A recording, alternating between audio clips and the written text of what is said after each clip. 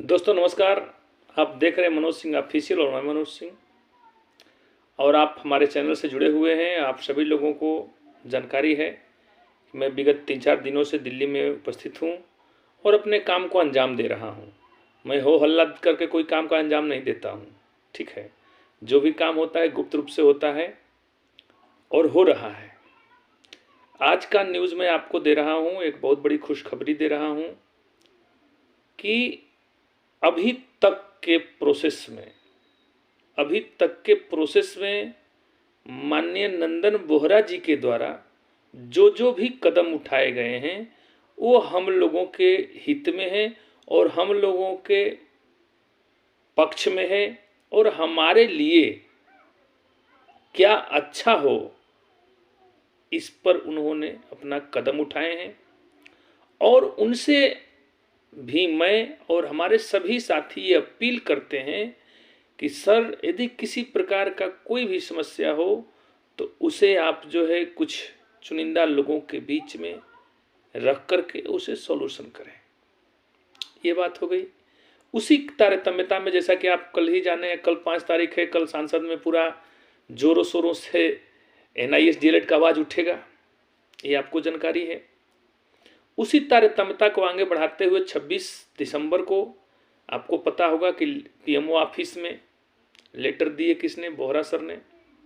इसके बाद राष्ट्रपति के यहाँ लेटर दिए, NIS चेयरमैन को लेटर दिए। NIS चेयरमैन के लेटर के जवाब में जो उनका जवाब आया है, उन्होंने स्पष्ट कहा है कि भाई NIS DLED पूरे राज्य में एलिजिबल हैं और होंगे। उन्होंने जवाब दिया। इन्होंने पूछा कि भाई देखिए, हमारे और स्टेट में इसे हटाया जा रहा है, निकाला जा रहा है, तो उन्होंने कहा कि नहीं, ये पूरे ऑल ओवर इंडिया में वैलिड होंगे, पात्रता रखते हैं। ये तो सुप्रीम कोर्ट ने बोल दिया, तो इसलिए सुप्रीम कोर्ट को लेकर के हो हल्ला मचा हुआ है। ये बात हो गई। इसके बाद राष्ट्रपति माननीय श्रीमती द्रौपदी मुर्मू जी के द्वारा उनके कार्यालय से भी एक लेटर आया RTI के जवाब में। तो उन्होंने भी कहा है कि उन्होंने क्या किया कि उस संबंधित NNCT को भेज दिया कि भाई आप इस पर त्वरित कार्रवाई करके जो प्रार्थी नंदन सिंह बोहरा हैं उनके काम को आगे बढ़ाते हुए त्वरित कार्रवाई किया जाए।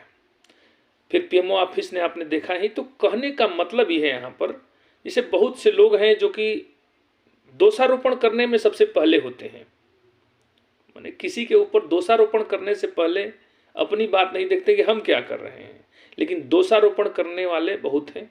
यदि आप कोई भी अच्छा काम करने चलेंगे तो तमाम दोषारोपण होगा। खैर, हम उस पर चर्चा नहीं करते हैं।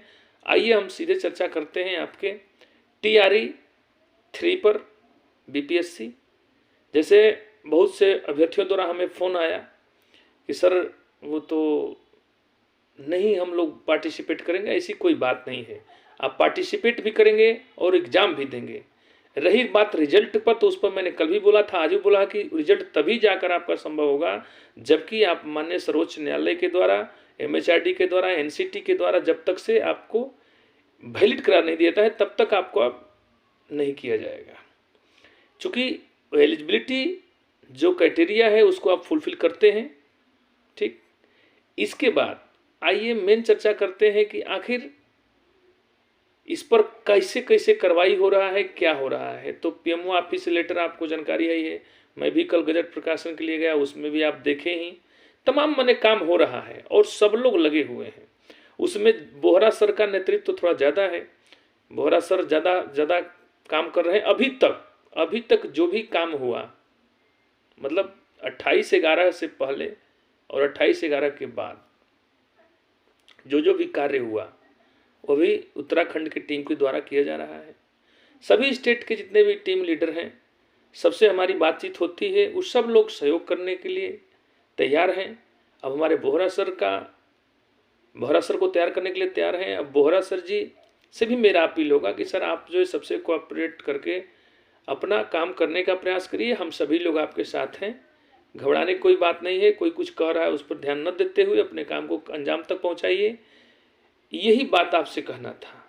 और जो बिहार सरकार सक्षमता परीक्षा ले रही है, तो आपको याद होगा कि सक्षमता परीक्षा देने वाले जो जनप्रतिनिधियों द्वारा जो चयनित जो शिक्षक हैं उन्हीं को देना है।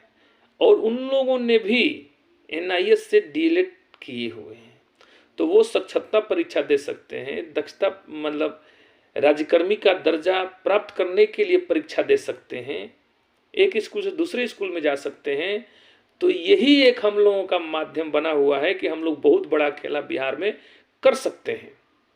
और मैं ज़्यादा बात नहीं करूँगा कि हमें करना क्या है, लेकिन ये एक बात तय रखिए कि खेला हो सकता है यदि आप लोगों का सहयोग और स्नेह रहा तो।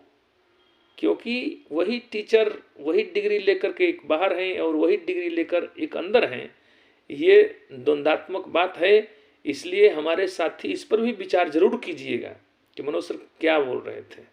ठीक है, इस पर भी हम लोग काम करेंगे। अभी तो उस पर चर्चा हो रहा है, लेकिन चर्चाएं जब सरेआम हो जाएगा तो बात सामने आ जाती है। ठीक है, यही सब बात कह करके मैं अपनी वाणी को विराम देता हूँ। आप लोग इधर से अधिक शेयर करने का प्रयास करिएगा, सब्सक्राइब करने का प्रयास करिएगा। धन्यवाद, जय हिंद।